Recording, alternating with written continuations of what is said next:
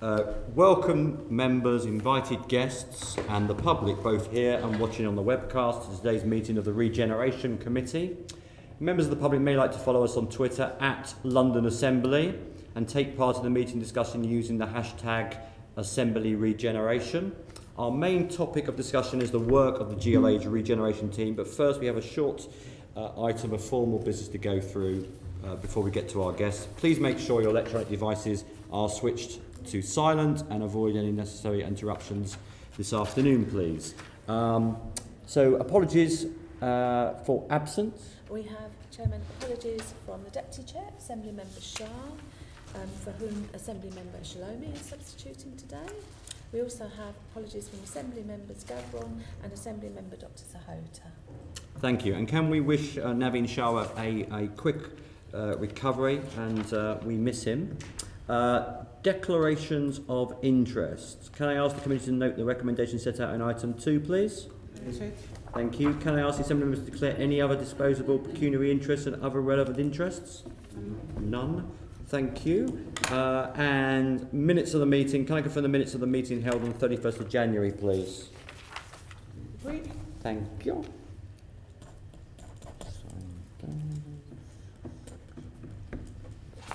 Thank you very much. And delighted then to come on to the business at hand. And can I start by welcoming our guests, who are Debbie Jackson and of the GLA. Thank you for coming, Debbie. And particular thanks to our external guest, Caroline Toogood, Head of Regeneration at the London Borough of Croydon, for stepping in, particularly at the last moment. Thank you to you. So I'm going to kick off with the first question, if I could, starting with to Debbie. What is your team's working definition, please, of regeneration? How do you judge whether the Mayor should intervene in a particular site or project? And what role does your team play, please? Thank you. Writing those 3 questions down. Okay, fine, great. Thank you, and thank you to the committee for inviting us to talk about our work today. I do genuinely welcome the opportunity to talk about our work. So, the definition of regeneration is an interesting one, and personally I am always quite pleased it lacks formal definition that's agreed by everybody, because I think that is a key feature of what we do insofar as regeneration is inherently flexible and responsive to the places, the situations and of course the communities that it responds to. The work of the GLA Regeneration Team over the years that I've been responsible for it has been all about achieving outcomes, and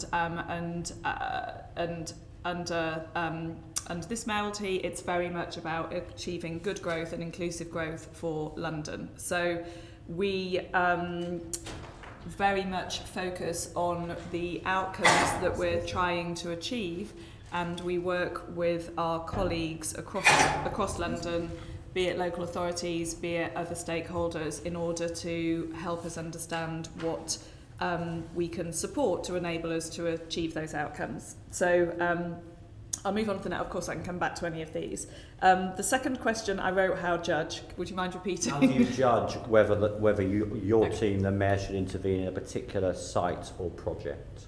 Okay, so how do we decide where to work? So, or what to work on? So, if I focus on our funded programmes, first of all, and to revisit the point I just made about outcomes, if you were to look at any of our prospectuses and where we invite bids for our programmes, again, we describe the outcomes that we're trying to achieve, but we strongly believe that sitting here in City Hall, we are not the best people to decide what solutions are needed in London's local communities, nor necessarily where to direct the money.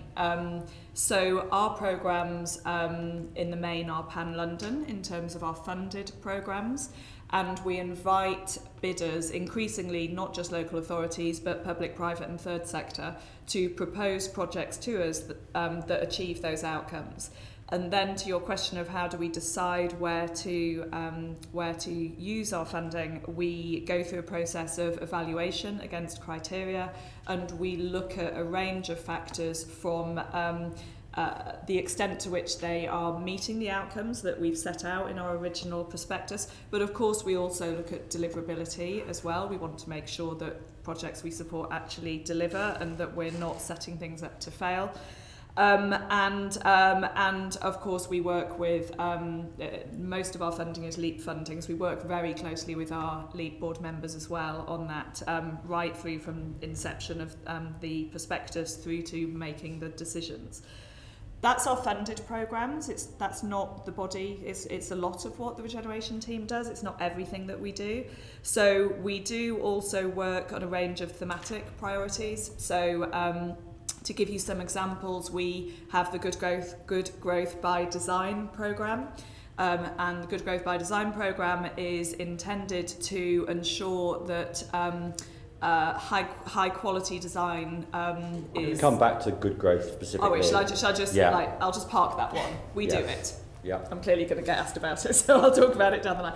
Other thematic priorities, high streets.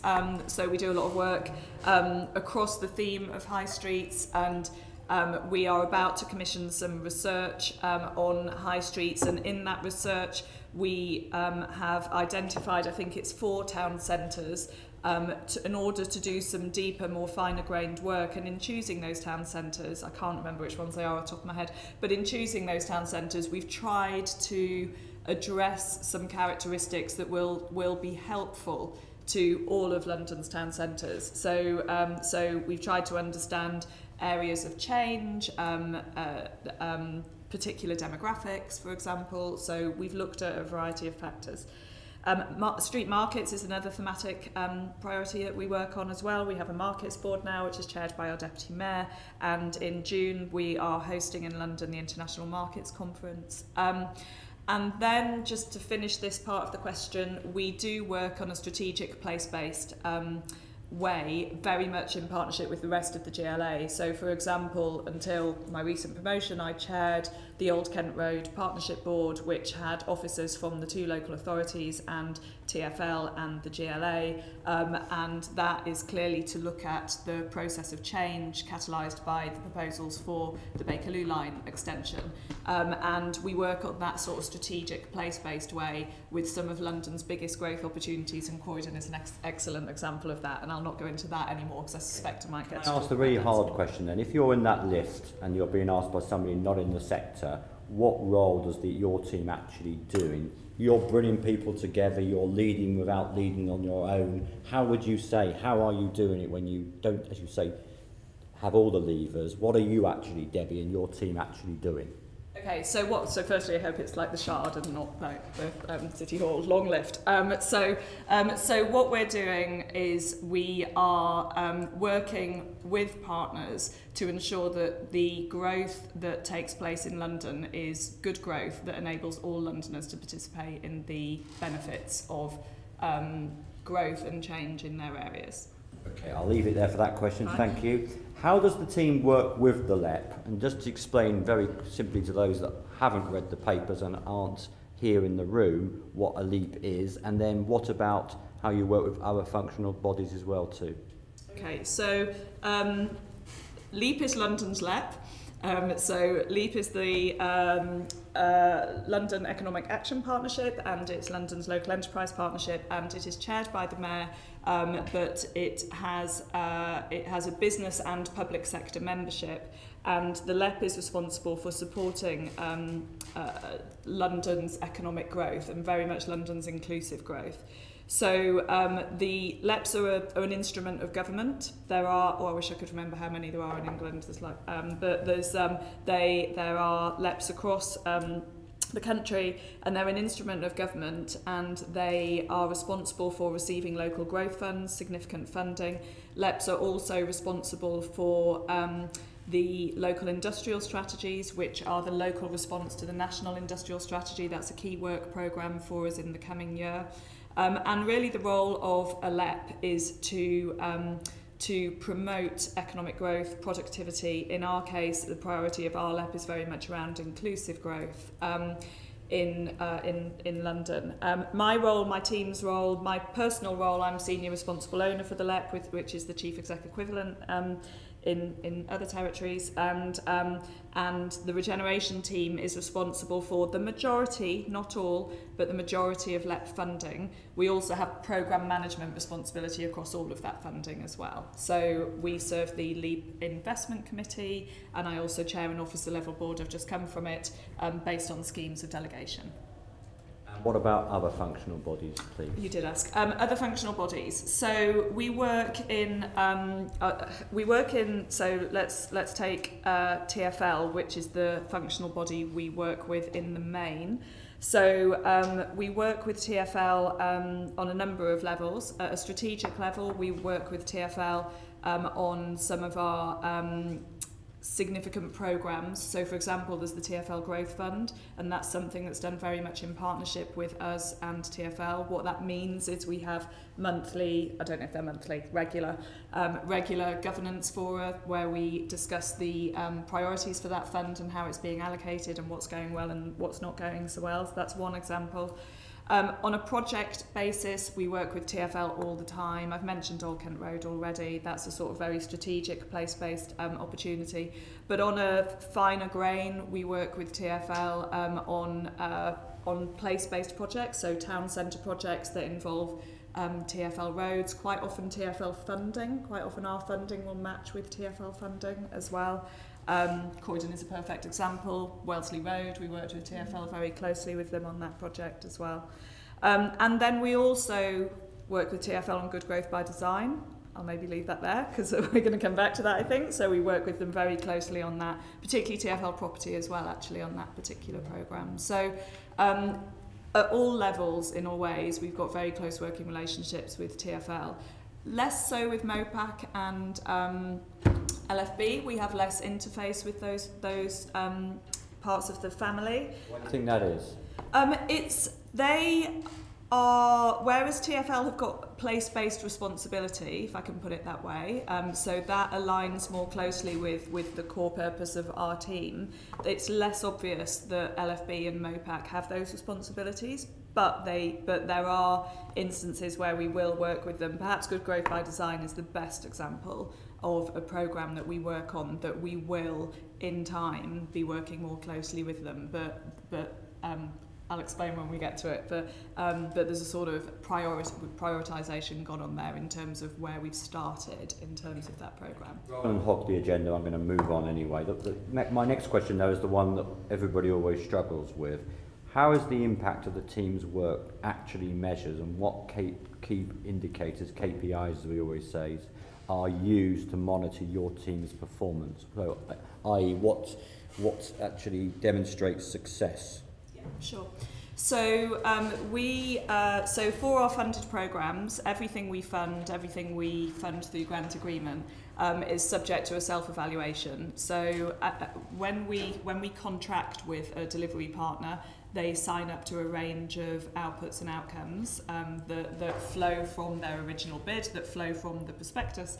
So we contract for those, and then the project carries out a self-evaluation. Those self-evaluations we assess, and there's a bit of to and back and forth to make sure that they're good enough, and then we carry out independent programme level evaluation of our programmes. So if you were to look back through our paperwork, we've got programme level evaluations of the Mayor's Regeneration Fund or the Outer London Fund, the programmes that have neared completion. So we have evaluation and monitoring at a number of levels, and indeed that has informed the design of our subsequent programmes. So the Good Growth Fund bears a number of hallmarks of our learning from previous programmes, for example. So the kinds of things that we measure, we aren't prescriptive. We offer our delivery partners, if you like, a suite of potential outputs and outcomes. But back to my point about us not being prescriptive about what needs to be delivered, we very much invite delivery partners to propose to us, and the effect of competition, persuades them to put compelling proposals forward, if you see what I mean. So the kind of things we measure in terms of outputs, for example, would be things like the amount of workspace created, the amount of public realm created, and the number of events that are run. In terms of outcomes, we do measure job outcomes, so Londoners progressing into work, jobs created, jobs retained, and these are reported on through our monthly reporting of the partners and verified. So we've got quite good metrics in terms of what our programmes deliver. Thank you. And my favourite and last question of this section is, how is the information about the impact of GLA-funded regen projects made available to non-experts, not people in the regen and broader property and built environment audience, i.e. residents in the area affected by these regen schemes, for example? Okay. So we have various communication methods. We have things like newsletters, and we do hold events in local areas. So when we begin a programme, we are at pains to get out of this building and take those to local areas and hold events in local areas to explain what it is that we're proposing to do, how people may be able to get involved, and how to attract the funding. Now that I believe addresses the potential partners. In terms of the broader residents, we tend to rely more so on the local partners to communicate the benefits of their projects. We think that the local partners have the best relationships and the best understanding of their local communities. So that sort of project level communication tends to take place more so, I'm sure we'll want to come in on this, but more so at the local authority or the bid level or whoever we are partnering with. I think it is a good question at a programme level in terms of communicating the benefits of these programmes. It is something that we do through our press releases and through things like the annual report that the LEAP puts out, but I wouldn't be that surprised if the annual report hasn't been picked up by that many residents. Do you think local media pick that up? We get stacks of local media coverage for our projects because they are very tangible and very local. Yeah. So we'd get loads of that. And the GLA and the Mayor and the LEAP are well referenced in that, and we work very closely with our partners on that. So at a project level, I'm very confident that there's very good profile for the work that we do and the projects that we support. I think it's a good question around that programme level profile. Could you give a couple of examples, maybe in writing afterwards, just maybe electronic examples or paper examples in terms of how you've done it? It'd be interesting to see in terms, because obviously there's an awful lot of comment pro and against gentrification, often against, so that'll be interesting. Thank you. You'll be glad to know I'm now moving over to my colleague, Assembly Member Arbour, for question 5. Thanks very much. Before that, you said that you're doing a special project and a conference on markets. You mean traditional street markets, do you? Yes. Is it going to include the strange death of Kingston-on-Thames as a market town? I couldn't comment because I don't know. Let me just spend 2 minutes telling you a bit more about the conference. So this is the International Markets Conference. It was in Barcelona. I think it's every 2 years. It was in Barcelona last time. So this is so there'll be delegates from around the world that will come to London. Some of it will take place in this building. Obviously some of it will take place in some of our markets, and it is intended to share the work of London in terms of celebrating its markets.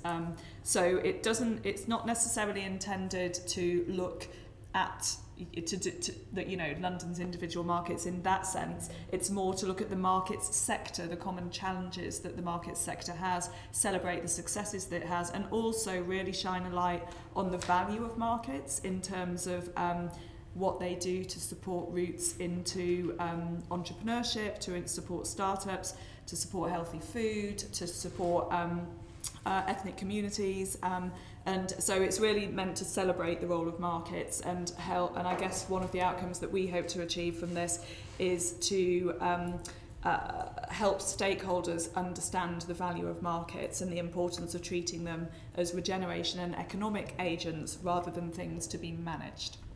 But one thing it ought to be managing is TfL increasing rents like a Shepherd's Bush and actually killing off markets. So the London we knew. It's a really good question, is private ownership of markets, and obviously the private ownership of markets falls outside of a lot of the legislation that public markets have, and one of the things that the Markets Board has talked about is what they can do in order to promote best practice in private market ownership. That will only ever be through a process of persuasion and best practice, and but we are having that conversation because we do recognise that private ownership of markets is something that sits outside of any sure legislation. that TfL counts as private ownership. I think it really. probably You does. think I think it it probably does? doesn't. I think it probably isn't caught by the Local Authorities Act. It's Okay. probably a conversation Okay, we fine. should have. Okay, well, let's go on to Croydon, which of course has a flourishing market, much more flourishing again. It's had its ups and downs. I think it's Pardon? It's had its ups and downs. Yes, I can remember many of its downs. Anyway, is your definition of regeneration the same as Debbie's? I think certainly very similar. I think Debbie's right in that it is, by its very nature, quite a broad spectrum and, if anything, quite a muddy line around what you can define as regeneration. And I would say usually that muddy line is helpful because it means that we can be relatively sort of responsive, reactive and fleet of foot in trying to get the right outcomes for our communities and our places and spaces. But it does mean that sometimes that, from the outside, and particularly from a sort of layperson, resident's perspective, it's difficult to understand where our remit starts and stops. But yeah, I think definitely we're in alignment in terms of the way that we look at regeneration as a council. Was the catalyst for your regeneration the riots? No, I wouldn't say so. I think we absolutely had to respond to that, and there was a regeneration response alongside a number of other service responses, certainly from a sort of frontline, baseline council service perspective. So our social workers being out and speaking to children and young people. I think we had to respond. I don't think that was our Kickstarter for Croydon regeneration activity. I hope we were doing stuff before then. And I wonder if you could tell us precisely how you're actually working with the GLA. Are there any joint projects? Has the GLA, and I understand what Debbie says, she suggests that it should be bottom up rather than the GLA coming in and saying, why aren't you doing something about X, Y and Z? What projects are you working together on? Well, it kind of goes from the micro to macro. So certainly in the growth zone, Croydon Opportunity area, we work very closely with GLA and TfL, Network Rail partners actually. So we have membership from GLA Regeneration Team on virtually all of our project and program subgroups for the growth zone area. So that's effectively Croydon Town Centre. Then there's numerous smaller scale, more local projects where we have GLA input. We have funding, good growth funding, principally for South Norwood, which was one of our key areas of focus. We've got development funding from the same fund for a project in Kenley at the moment, which will be developing, and we're hoping to then go for a further round of bigger funding this year. So we have quite a strong relationship with the regional representative from the GLA, from the team here. He sits on various groups and gives us sort of advice and expertise, I would say. And we also tend to use, or have used in the past, the sort of specialist assistance panels and the frameworks that GLA have set up in terms of broader, more sort of multidisciplinary design and consultancy and engagement advice. So we use the routes that you've set up for us to procure as well. Okay. Do you mind if I check that you're aware of the growth zone, because it's quite an important. We've got the creative enterprise zones. I think we've got the growth zones. Might be worth spending 2 minutes We haven't. explaining what it is, because it's quite important. Go ahead. Okay. Yeah. So you want to start? And I'll start, yeah. You can tell me what I get wrong. So basically, the Croydon Growth Zone is something that we worked on with Croydon Council. and it's a tax increment finance type model. And it was something we negotiated with government as well in order to capture future growth in business rates. The model exists elsewhere in London. The Royal Docks is another one, although it's not a formal enterprise zone. So basically what we have agreed with Croydon is to capture the business rates over, I think, the next 25 years, and no, 16 maybe, in order to reinvest in infrastructure, and that's a very broad definition of infrastructure, in Croydon to support the growth in commercial floor space in Croydon. And the kind of targets, to your question on impact, that are associated with that are 23,000 jobs, and with a further 5,000 created during the construction phase, 10,000 new homes, and it is projected to generate over £300 million investment in Croydon. So that's quite an important instrument that we worked very closely with Croydon, and we agreed, even though it's our and Croydon's money, we had to agree with government technical details around protection from revaluations and things like that. And that's something we worked closely with Croydon on until my job change. I co-chaired the board that oversees this with the director at Croydon, and as you can imagine, there's a whole list of projects that sit within that. So I just thought it was worth spending 2 minutes. It's quite a particular instrument of regeneration that exists in Croydon. Great segment into Florence's questions on something fairly similar. Yes, thank you. And I wanted to focus on some of the capital funders, and you touched on that earlier. So the Good Growth Fund, obviously the second round was just initially announced March actually. The funding round was announced this month. And there's some fantastic organisations that are being funded, including one in my patch in Lambeth, St John's Waterloo, fantastic historic church. And I went to visit them last week actually to meet with the head vicar, Giles Goddard, and just getting a flavour of what they are planning for that site. And I think it's good that the Good Growth Fund is funding areas where there's high deprivation, because there's an element of people thinking, you know, that part of Lambeth is quite rich, but there's a lot of deprivation around that area, surrounded by some estates, issues of overcrowding, issues of homelessness, issues of substance misuse, a number of them outside the church. So their plans there is really something that I would welcome and champion, and we'll do a small plug for them to say that, you know, they're really grateful for the 750, but I think we're still short by about 2 million.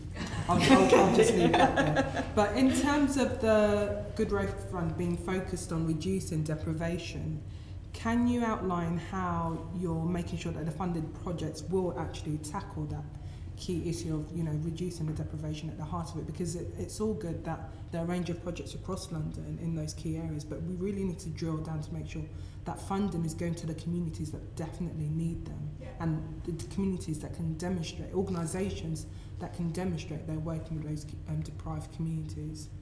Okay, all right, thank you, and I'm delighted, you're delighted, and the project's delighted. So that's a happy space. So it's great, and you know that when we get to the decision-making point on these programs, and you sit down and you work through the projects, it's you know, it's really rewarding because there's loads of great projects there. So that's great.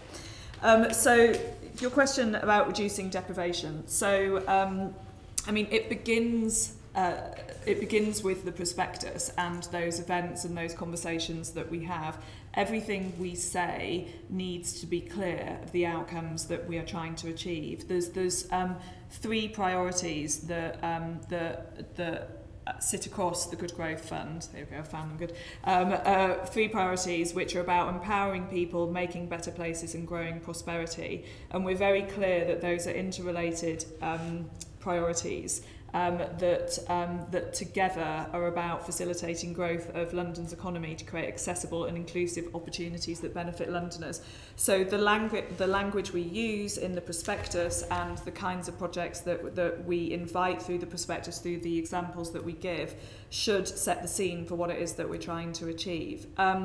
We've got a lot of experience in this. We've been doing it quite a while now, and when we are evaluating projects, we're fortunate that we're always overbid. So we can really, we're not having to accept projects in order to spend the money. We can really be choosy about the ones that we feel are aligning with our objectives. The team, my own team, the Regeneration Team, is very experienced at evaluating them, but crucially we involve the rest of the GLA in that evaluation too. So the Communities and Social Policy team will be involved in the evaluation, and they are the people who are very experienced in terms of some of the outcomes around inclusion and social impact. So we work very closely with them. Likewise, the culture team gets involved and GLA Economics, and so through the fund, we achieve the broader aims of the GLA. To your earlier point, the regeneration is very much the glue that binds the objectives of the GLA. So we are our own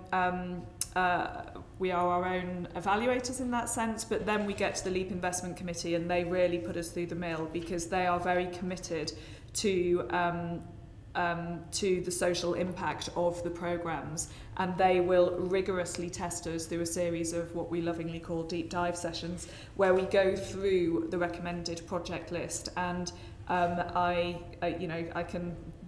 time and time again we are asked to demonstrate how this project will, the language is often shift the needle, what impact will it make on local peoples, and the kind of questions they'll ask. And in fact, they went out to a project in Brixton last week, and I wasn't there, but the feedback I got was that they were really challenging that project to demonstrate how it would respond to what the local community needs and how local community people would be able to be involved in that project. So it goes right through from prospectus to decision-making point. Yeah, and that's quite good. One of the other things about some of those projects is the Crowdfund London one, which I think is a really good initiative in terms of maybe some of the small organisations who have that creative idea but are struggling to find the funds, and we are taking a punt essentially on them to say, we think this is a great idea, we support you, and it will be match funded. But obviously, because this is public money, we do need to apply due diligence. How is that actually carried out on some of those smaller projects that you're funding through that Crowdfunded London? Yeah, it's a really good question. So Crowdfund London, I still think of it as a new programme, but I think it's actually a couple of years old now. But Crowdfund London, it's always about striking a balance with Crowdfund London because it's a crowdfunding model. It needs to be simple in order for people to pledge funding. Every click you introduce, you lose a bunch of funders. So it needs to be simple. And in terms of the groups that participate in that and that we work with on... sorry, do you mind just repeating the question? So, because they're essentially more grassroots organisations, how do you satisfy yourself that the funding due diligence. Will Sorry, my mind just went total blank then. Right, so we need to be mindful of what we put those groups through, because in the same way as every click we put on the website will lose pledges, every bit of red tape we put in the process will deter. And again, our LEAP members are acutely aware of this. So we have spent a lot of time with the GLA teams, so finance, legal, procurement, to see how much we are able to simplify our red tape in order to make sure we are still doing what we absolutely should do to protect public money at the same time as not introducing barriers to participation for those groups. And they've been brilliant, and we have done a lot. So we've done things like, due diligence was a whole conversation at the early stages, because if we'd have just applied our due diligence processes, then we would have repelled small groups. And there's something about proportionality as well, and recognising that these are not multi-million pound grant awards, they are tens of thousands of pounds. And while that's still a lot of money, it doesn't require the same level of due diligence as 2 million. So we do have a simplified due diligence process. It's a very agile project insofar as each time we do it, we learn and we develop.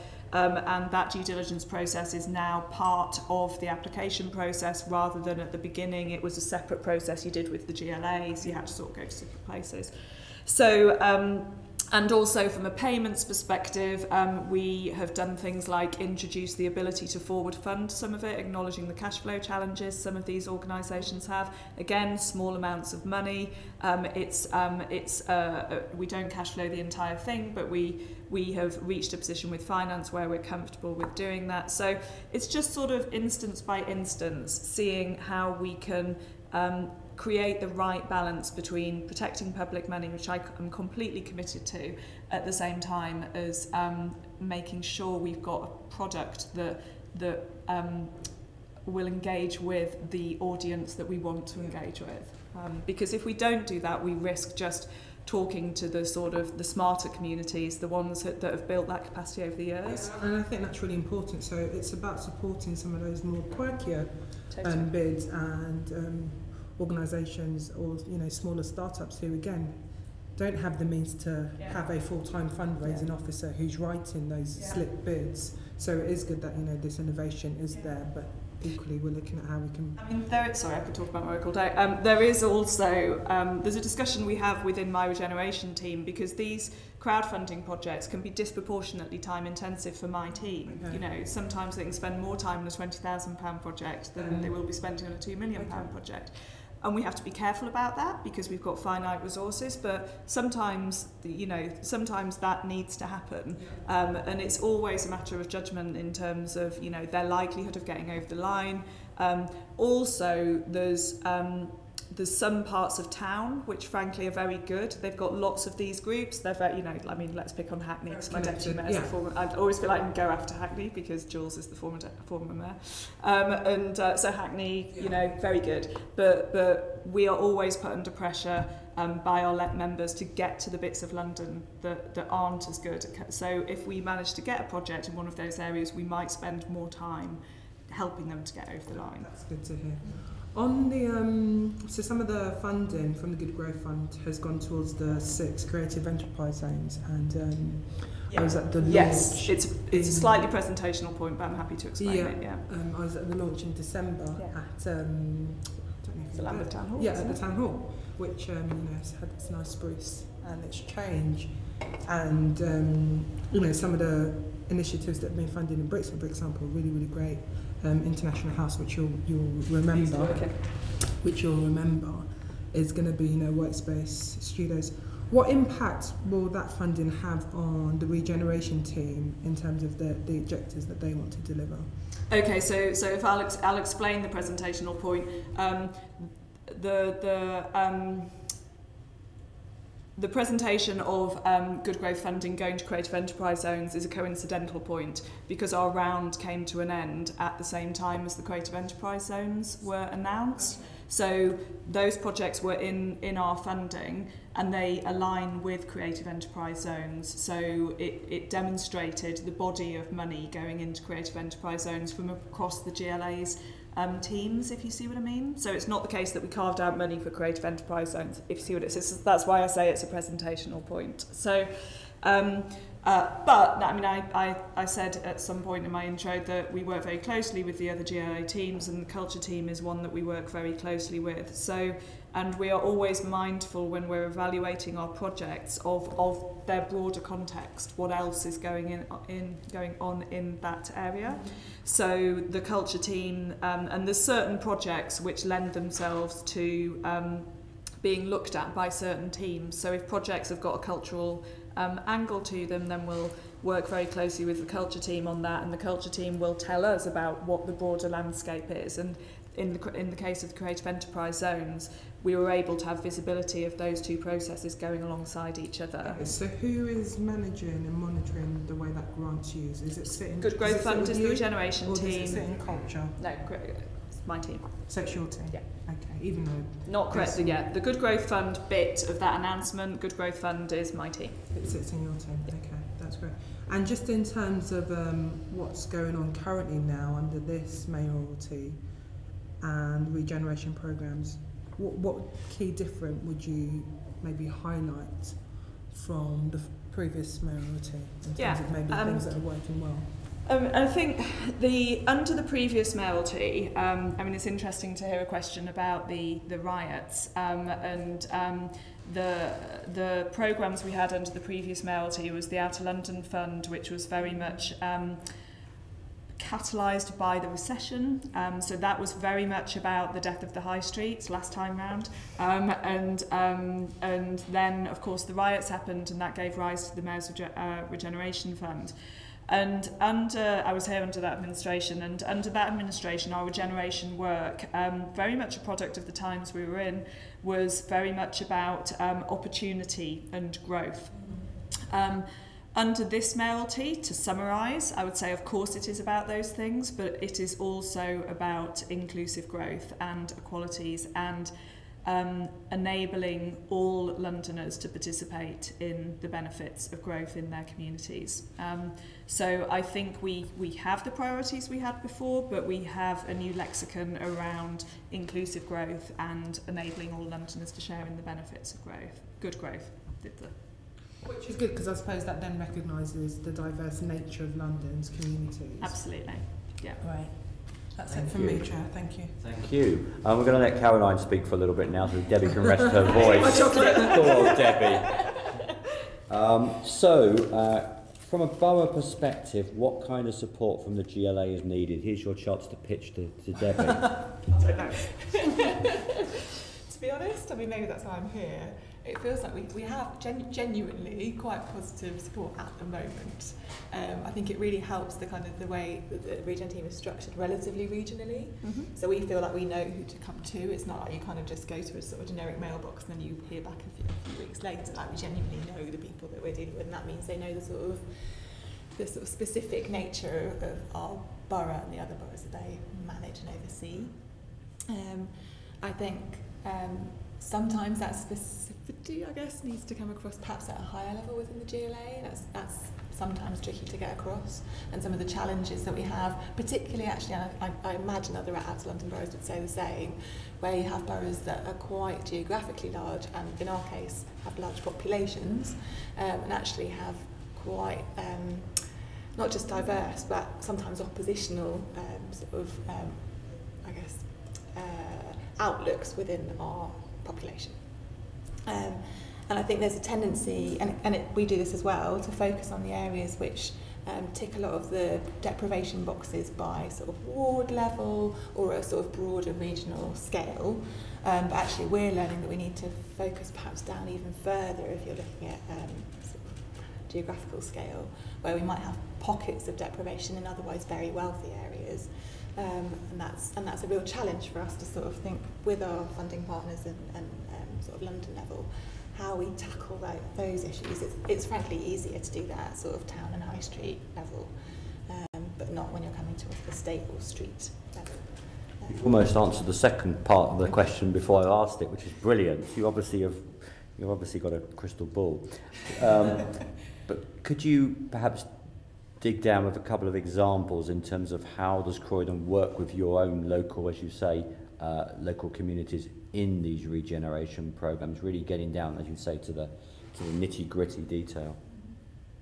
I think we try as much as we can to ensure that the projects and the programs and the activities that we run and manage and try and enable or lever, because a lot of our job, as Debbie said, at borough level is frankly about brokerage and leverage, where we don't have land ownership or control or frankly the cash to do all the things that people would like. So a lot of it is about prioritising from a long list of activities that people would like us to do. We try and engage with communities as much as possible at that earlier stage as possible to try and gauge what each area needs. Some of that comes from, data analysis as much as it does from speaking to people, and I think those two things go hand in hand. What we try and do as much as possible is also obviously encourage communities to take ownership and do some of the doing. And then I guess at a slightly more sort of higher level, what we're trying to do is make sure that whenever we do undertake programmes or activities working with our local communities, if we can replicate that, if it works in appropriate spaces and places, then we do that.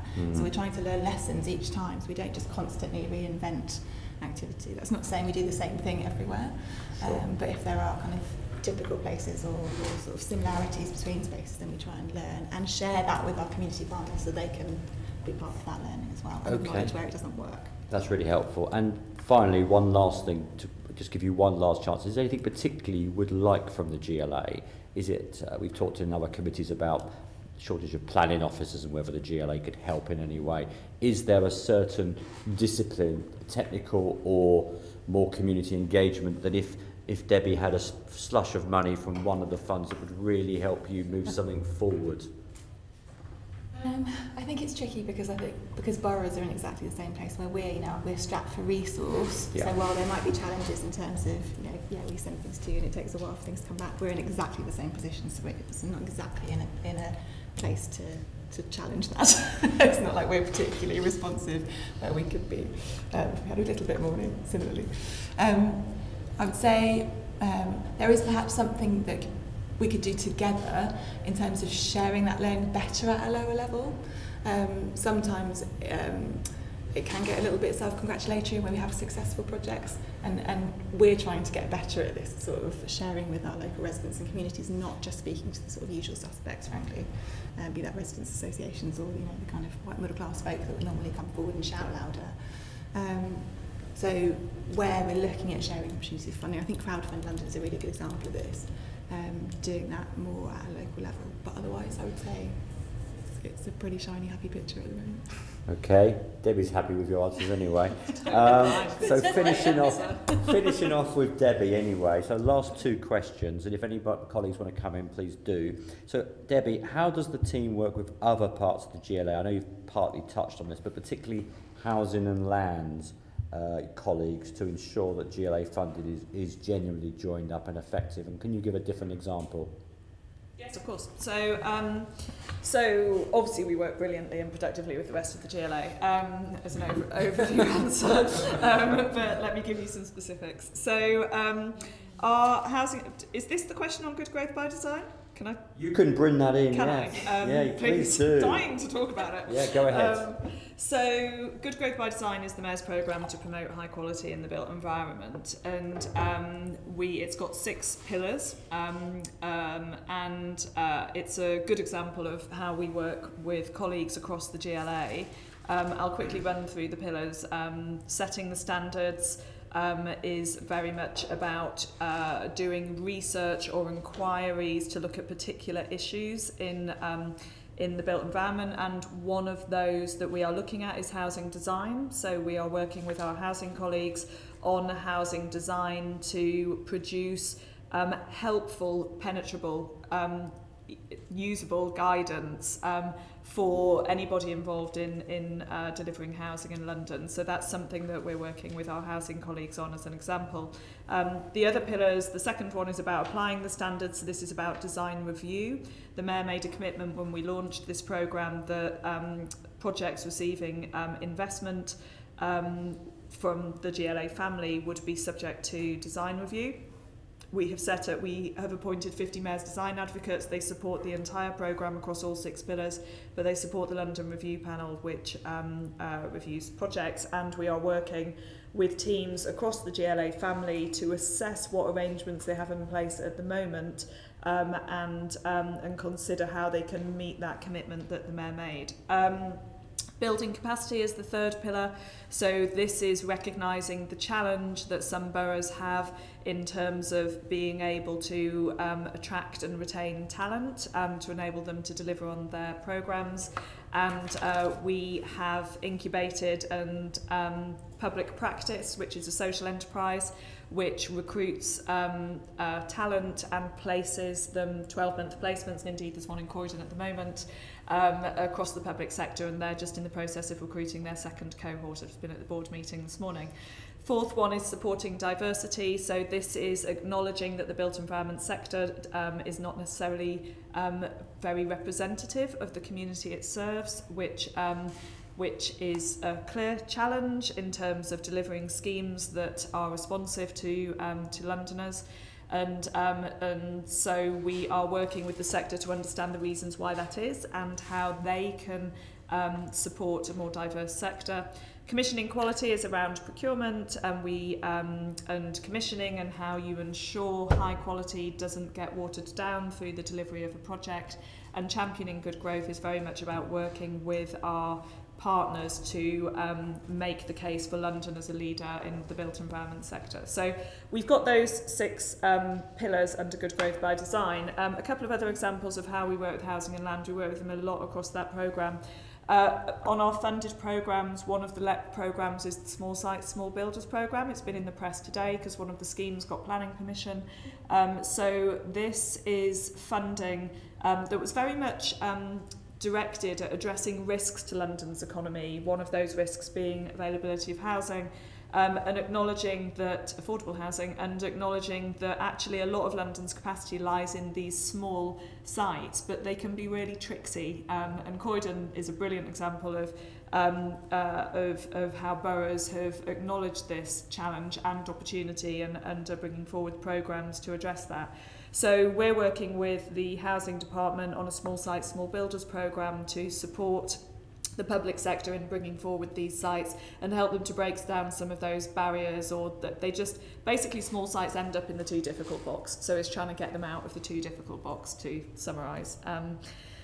Other ways we work with our colleagues across the GLA, perhaps moving out of the housing section a bit here. Another example would be in the London Plan. The new London Plan includes a commitment for a public realm charter, public realm charter. That is something that is falling under the Good Growth by Design programme. We're working very closely with our planning colleagues on that in terms of setting standards for public space. Part, but not all of that, is about private ownership of public space, and how that needs to be brought forward as well. Just a deal with other bits of the GLA, we work very closely with the colleagues in Community and Social Policy, CSP, and we have actually recruited a post in the Regeneration Team specifically to work on the built environment and the social impact of the built environment. So that's a shared post between the Regen team and the CSP team, acknowledging the impact of the built environment on people, and how we can, we as City Hall, can consider that impact, and things that we and other partners can be doing to make sure that we are being mindful and conscious in our decision making in terms of the impact of our work on our communities. I could probably go on, but I might pause. No, that's wonderful, thank you. I've got a couple of our points to make after the formal, but my last formal question is there an obligation for GLA funded projects to consult with the Regen team, or to follow good practice set by your team or its advisors? I.e., how do you get to steer your colleagues without being too blunt? Yeah, so what the Regen team doesn't do is just churn money. There's no motivation in us to do, that would be no fun whatsoever. We are very clear when we grant fund that we want to work in partnership with our partners to help them access the sort of experience we have from across London, because actually so many of these challenges are common. And inevitably, if there's a challenge that one borough is experiencing in West London, then somebody else will have experienced that challenge somewhere else, and we have the ability to bring that learning to bear. We also have a responsibility on the part of the Mayor's Office to make sure these projects are being brought forward in a way that both is faithful to the original deal that was done, but also reflects the values and quality that we would expect to see. I like to think, and I think from Caroline's answers so far, I think we're doing okay, that is done in a way that is productive and helpful. And so my Regeneration team is organised in an area-based way, so those relationships develop, and my team learn about the areas. So we stay quite close to the projects.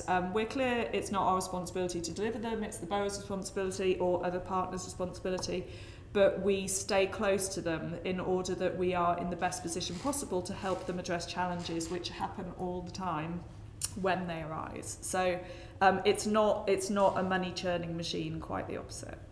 Thank you. Can I ask the question I always ask, and apologies, I know it'll take you time to deliver it, but have you got an idiot proof for AM's org chart of how you and your team and how many full-time equivalents you've actually got and consultants and all the others, and how you interface with all the other parts of the GLA family and boroughs. I was all right so far. Yeah.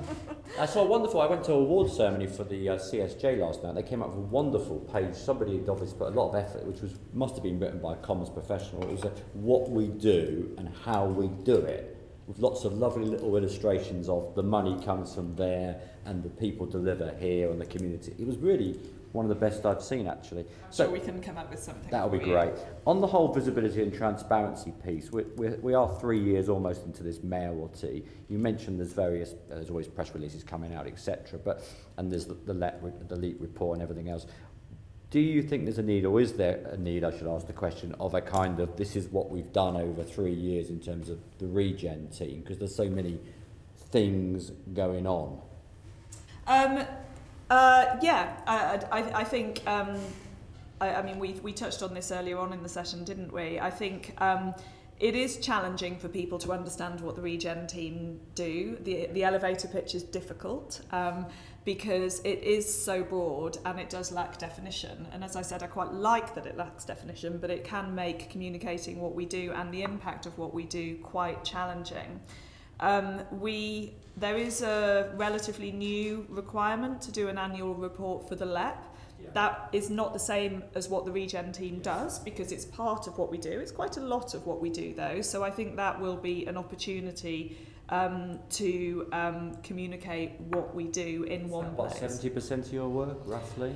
Yeah, let's go with that. Yeah, I mean, it's you know, the LEP is not just about spending money; it's a strategic body, and they are interested in the thematic stuff we do as well. They just technically don't have responsibility for some of it, but yeah. So the annual report is a good opportunity to do that. And we work very hard to keep our website up to date. Actually, we've done a lot of work on that over time, and we do have a Regeneration newsletter that goes out as well. But I would always welcome ideas for how we can communicate our work better.